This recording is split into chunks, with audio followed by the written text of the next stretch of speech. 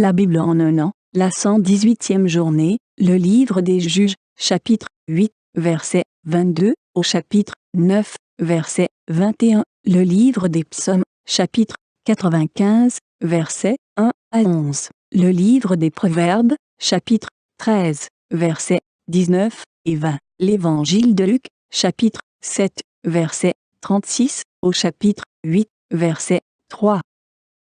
Le livre des Juges, chapitre 8.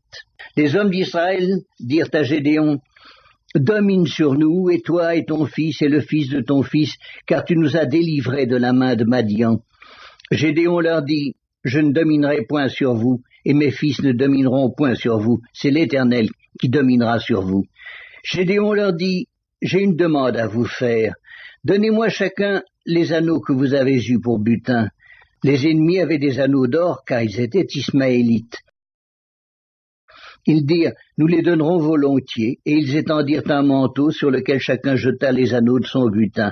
Le poids des anneaux d'or que demanda Gédéon fut de 1700 cycles d'or, sans les croissants et les pendants d'oreilles et les vêtements de pourpre que portaient les rois de Madian, et sans les colliers qui étaient au cou de leurs chameaux. Gédéon en fit un éphod, et il le plaça dans sa ville, à Ophra, où il devint l'objet des prostitutions de tout Israël, et il fut un piège pour Gédéon et pour sa maison. Madian fut humilié devant les enfants d'Israël, et il ne leva plus la tête, et le pays fut en repos pendant 40 ans durant la vie de Gédéon. Jérubbaal, fils de Joas, s'en retourna et demeura dans sa maison. Gédéon eut 70 fils issus de lui, car il eut plusieurs femmes, et sa concubine qui était à Sichem lui enfanta aussi un fils, à qui on donna le nom d'Abimélec. Gédéon, fils de Joas, mourut après une heureuse vieillesse, et il fut enterré dans le sépulcre de Joas, son père, à Ophra, qui appartenait à la famille d'Abiézer. Lorsque Gédéon fut mort, les enfants d'Israël recommencèrent à se prostituer au Baal, et ils prirent Baal-Bérith pour leur Dieu. Les enfants d'Israël ne se souvinrent point de l'Éternel leur Dieu, qui les avait délivrés de la main de tous les ennemis qui les entouraient. Et ils n'eurent point d'attachement pour la maison de Jérubbaal, de Gédéon, après tout le bien qu'il avait fait à Israël.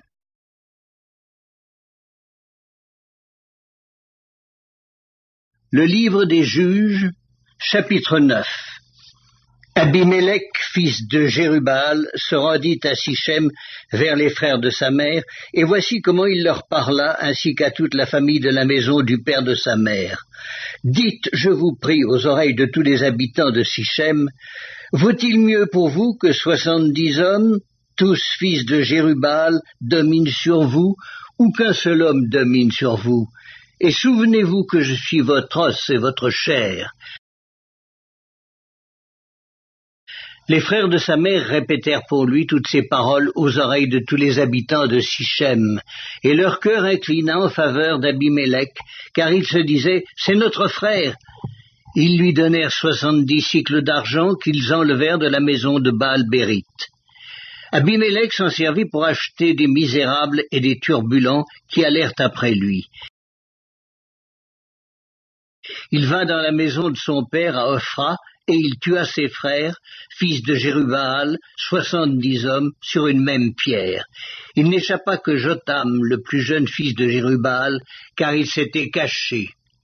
Tous les habitants de Sichem et toute la maison de Milo se rassemblèrent. Ils vinrent et proclamèrent roi Abimélec près du chêne planté dans Sichem. Jotam en fut informé. Il alla se placer sur le sommet de la montagne de Garizim, et voici ce qu'il leur cria à haute voix. « Écoutez-moi, habitants de Sichem, et que Dieu vous écoute. Les arbres partirent pour aller oindre un roi et le mettre à leur tête. Ils dirent à l'olivier, « Règne sur nous ». Mais l'olivier leur répondit, « Renoncerai-je à mon huile qui m'assure les hommages de Dieu et des hommes pour aller planer sur les arbres ?» Et les arbres dirent au figuier, « Viens, toi, règne sur nous ». Mais le figuier leur répondit, « Renoncerai-je à ma douceur et à mon excellent fruit pour aller planer sur les arbres ?» Et les arbres dirent à la vigne, « Viens, toi, règne sur nous ». Mais la vigne leur répondit, « Renoncerai-je à mon vin qui réjouit Dieu et les hommes pour aller planer sur les arbres ?» Alors tous les arbres dirent au buisson d'épines, « Viens, toi, règne sur nous. » Et le buisson d'épines répondit aux arbres, « Si c'est de bonne foi que vous voulez moindre pour votre roi, venez, réfugiez-vous sous mon ombrage, sinon un feu sortira du buisson d'épines et dévorera les cèdres du Liban. » Maintenant est-ce de bonne foi et avec intégrité que vous avez agi en proclamant roi Abimélec? Avez-vous eu de la bienveillance pour Jérubbaal et sa maison? L'avez-vous traité selon les services qu'il a rendus? Car mon père a combattu pour vous, il a exposé sa vie, et il vous a délivré de la main de Madian. Et vous vous êtes levé contre la maison de mon père, vous avez tué ses fils, 70 hommes, sur une même pierre, et vous avez proclamé roi sur les habitants de Sichem Abimélec, fils de sa servante, parce qu'il est votre frère. Si c'est de bonne foi et avec intégrité qu'en ce jour vous avez agi envers Jérubbaal et sa maison, eh bien qu'Abimélec fasse votre joie et que vous fassiez aussi la sienne. Sinon, qu'un feu sorte d'Abimélec et dévore les habitants de Sichem et la maison de Milo, et qu'un feu sorte des habitants de Sichem et de la maison de Milo et dévore Abimélec. Jotham se retira et prit la fuite. Il s'en alla à Béer, où il demeura loin d'Abimélec son frère. Psaume 95. Venez, chantons avec allégresse à l'Éternel, poussons des cris de joie vers le rocher de notre salut. Allons au-devant de lui avec des louanges, faisons retentir des cantiques en son honneur. Car l'Éternel est un grand Dieu, il est un grand roi au-dessus de tous les dieux. Il tient dans sa main les profondeurs de la terre, et les sommets des montagnes sont à lui. La mer est à lui, c'est lui qui l'a faite. La terre aussi, ses mains l'ont formée. Venez, prosternons-nous et humilions-nous, fléchissons le genou devant l'Éternel, notre Créateur, car il est notre Dieu, et nous sommes le peuple de son pâturage, le troupeau que sa main conduit. Oh, si vous pouviez écouter aujourd'hui sa voix! N'endurcissez pas votre cœur comme à Mériba, comme à la journée de Massa dans le désert, où vos pères me tentèrent, m'éprouvèrent, quoiqu'ils vissent mes œuvres.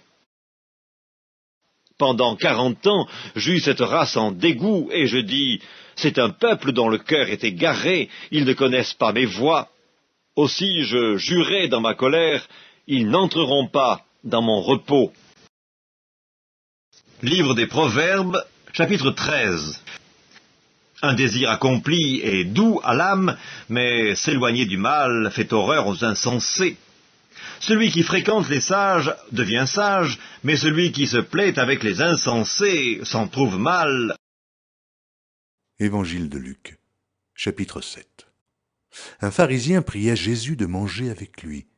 Jésus entra dans la maison du pharisien et se mit à table.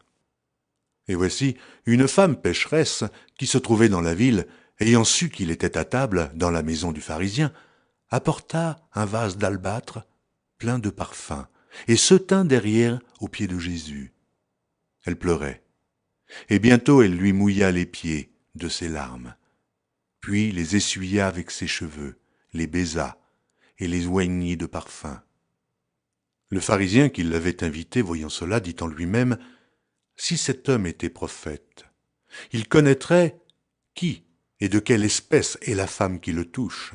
Il connaîtrait que c'est une pécheresse. » Jésus prit la parole et lui dit, « Simon, j'ai quelque chose à te dire. »« Maître, parle, répondit-il. Un créancier avait 2 débiteurs. L'un devait 500 deniers et l'autre 50. Comme il n'avait pas de quoi payer, il leur remit à tous 2 leurs dettes. Lequel l'aimera le plus? Simon répondit, « Celui, je pense, auquel il a le plus remis. » Jésus lui dit, « Tu as bien jugé. » Puis, se tournant vers la femme, il dit à Simon, « Vois-tu cette femme? Je suis entré dans ta maison, et tu ne m'as point donné d'eau pour me laver les pieds.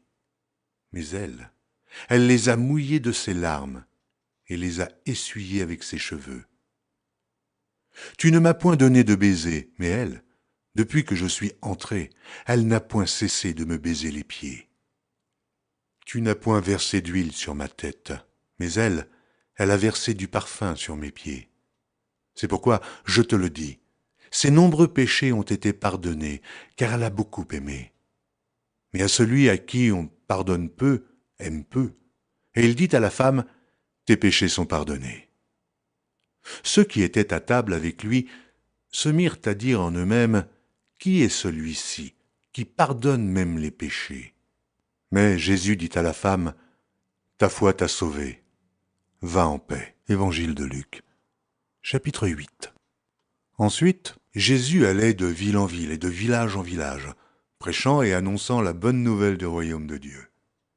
Les 12 étaient avec lui, et quelques femmes qui avaient été guéries d'esprits malins et de maladies. Marie, dite de Magdala, de laquelle étaient sortis 7 démons. Jeanne, femme de Jusa, intendant d'Hérode, Suzanne et plusieurs autres qui l'assistaient de leurs biens.